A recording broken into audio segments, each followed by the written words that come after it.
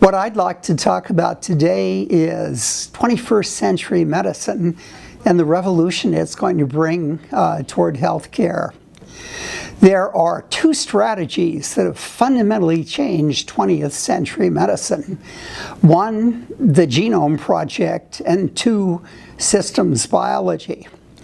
The Genome Project, of course, gave us access to all of the variability in the human genome and our ability to correlate this variability with wellness and or with disease phenotypes. Systems biology has given us a far richer palette. First, it's defined some of the central terms of 21st century medicine. The idea of a systems approach to disease, that is systems medicine, employs a holistic, global, data-rich approach to analyzing the complexity of disease. We also believe that healthcare should be predictive, preventive, personalized, and participatory, and we call this P4 medicine or P4 healthcare. Thinking about it, one realizes that P4 healthcare has two major domains. One is wellness, that up until recently it's been almost entirely ignored, and the second is disease. Systems biology also has given us a very deep understanding of biological complexity. I remember starting at Caltech in the 1970s being really distressed by the fact that humans were enormously complicated organisms.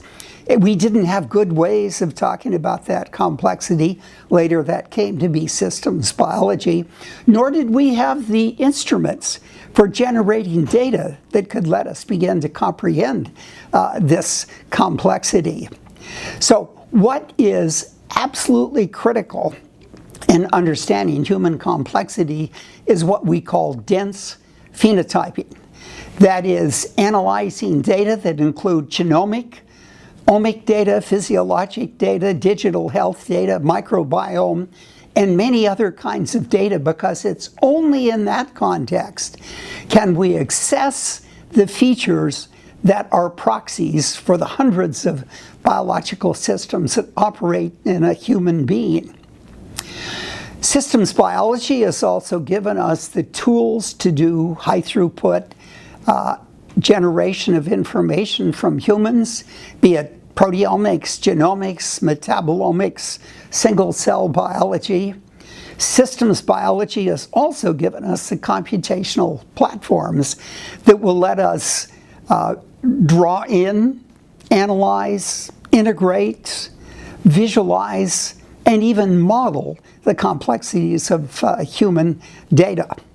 And of course, what systems biology has also made us realize is that one can take the enormities of big data generated on humans and translate it into hierarchical biological systems that mediate in the normal individual development, physiology, and aging, and of course when disease-perturbed cause diseases.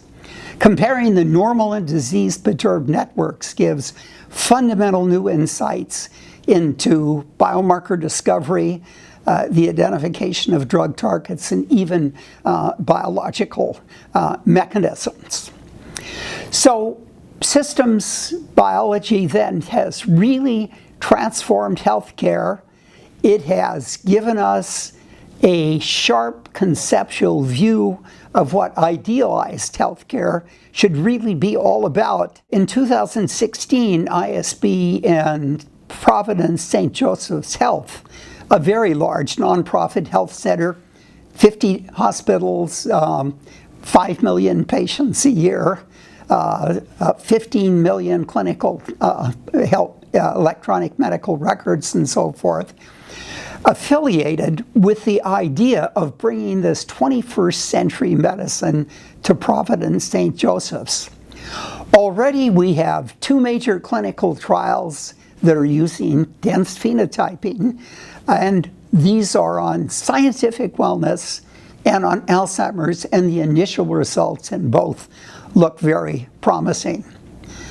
So the question you should be asking yourself now is, are any of you in hospital systems that are practicing 21st century medicine? I'll guarantee almost for certain the answer is no. And the question is, how long will it take for you to move to 21st century medicine?